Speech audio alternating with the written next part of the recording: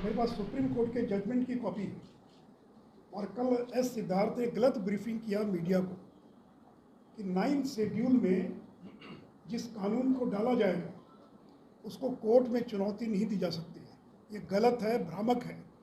और supreme court का judgement है मेरे पास, जो चाहेंगे तो बाद इसकी कॉपी लेंगे। सुप्रीम कोर्ट ने यह जजमेंट दिया है कि कोई भी कानून अगर 9 शेड्यूल में अगर डाला जाता है तो उसको भी कोर्ट में चुनौती के आधार पर संविधान की धारा 14, 19 और 21 का उल्लंघन हो रहा है, इस आधार पर उसको चुनौती दी जा सकती है।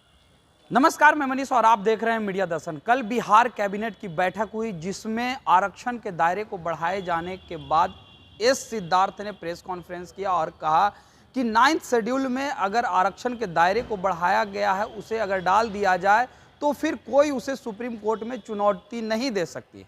इस पर आज राज्यसभा सांसद और बिहार के उप मुख्यमंत्री सुशील मोदी ने कहा कि जो एस सिद्धार्थ ने बयान दिया है वो बिल्कुल भ्रामक है, क्योंकि अगर बात की जाए तो कुछ दिन पहले ही 14, 19 और 21 के अंतर्गत अगर अनुच्छेद के अंतर्गत अगर देखा जाए तो वो सुप्रीम कोर्ट में भी चुनौती दिया जा सकता है। आइए सुनते हैं सुशील मोदी ने क्या कुछ कहा।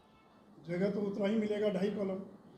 अब ये भी एक नया सवाल पूछ दिया इन्होंने, आप तो चला दीजिएगा, बाकी लोग नहीं, इसीलिए मैं इसका जवाब दे रहा हूँ। और मेरे पास सुप्रीम कोर्ट के जजमेंट की कॉपी है और कल एस सिद्धार्थ ने गलत ब्रीफिंग किया मीडिया को कि 9 शेड्यूल में जिस कानून को डाला जाएगा उसको कोर्ट में चुनौती नहीं दी जा सकती है। ये गलत है, भ्रामक है। और सुप्रीम कोर्ट का जजमेंट है मेरे पास, जो चाहेंगे तो बाद इसकी कॉपी ले लीजिए।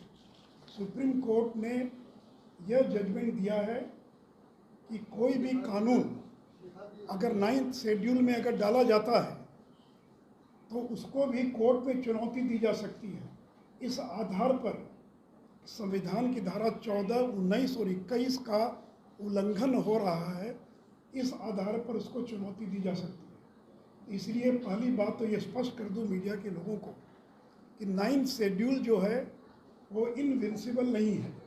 उसके अंदर भी अगर किसी कानून को डाला जाएगा तो उसको भी कोर्ट में चुनौती दी जा सकती है और कोर्ट उसकी न्यायिक समीक्षा करेगा, उसकी जुडिशियल रिव्यू करेगा। पहली बात तो ये है। और जिस तमिलनाडु की चर्चा होती है कि तमिलनाडु में 69% आरक्षण ये मंडल कमीशन के पहले से वहाँ लागू था, और ये जो इंदिरा सावनी का जो जजमेंट आया कि 50 से ज़्यादा नहीं हो सकता है, उसके पहले ही नरसिंहा राव की सरकार ने संविधान में संशोधन कर तमिलनाडु के एक्ट को 1991 में ही 9th शेड्यूल में डाल दिया था। 91 के बाद इस देश के किसी भी राज्य के आरक्षण संबंधी कानून को 9th शेड्यूल में डाला नहीं गया है। तो इसीलिए वो एक इकलौता मामला था, और चूँकि वहाँ पर 50 साल से रिजर्वेशन 69% चला आ रहा था और मंडल कमीशन के पहले से वहाँ पर 69% लागू था, तो जयललिता मिली नरसिंहा राव से और तब संविधान संशोधन करके उसके बाद 91 के बाद किसी भी राज्य के किसी भी आरक्षण संबंधी कानून को और 9th शेड्यूल में नहीं डाला गया। तो अब तो केंद्र को तय करना, मैंने तो जो लीगल पोजीशन वो बता दिया। आज सारे अखबारों में छपा हुआ फ्रंट पेज पर कि न्यायिक चुनौती नहीं दी जा सकती है।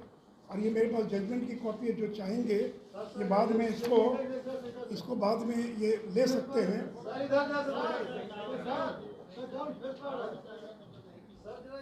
तो आपने सुना, सुशील मोदी सीधे तौर पे ये कहते हुए नजर आ रहे हैं कि एस सिद्धार्थ ने जो कहा है वो बिल्कुल भ्रामक है और वो सिर्फ लोगों को बरगलाने वाला है। क्योंकि अगर बात की जाए तो अनुच्छेद 14, 19 और 21 के तहत ये संविधान में यह अधिकार है कि वो चुनौती दिया जा सकता है सुप्रीम कोर्ट में।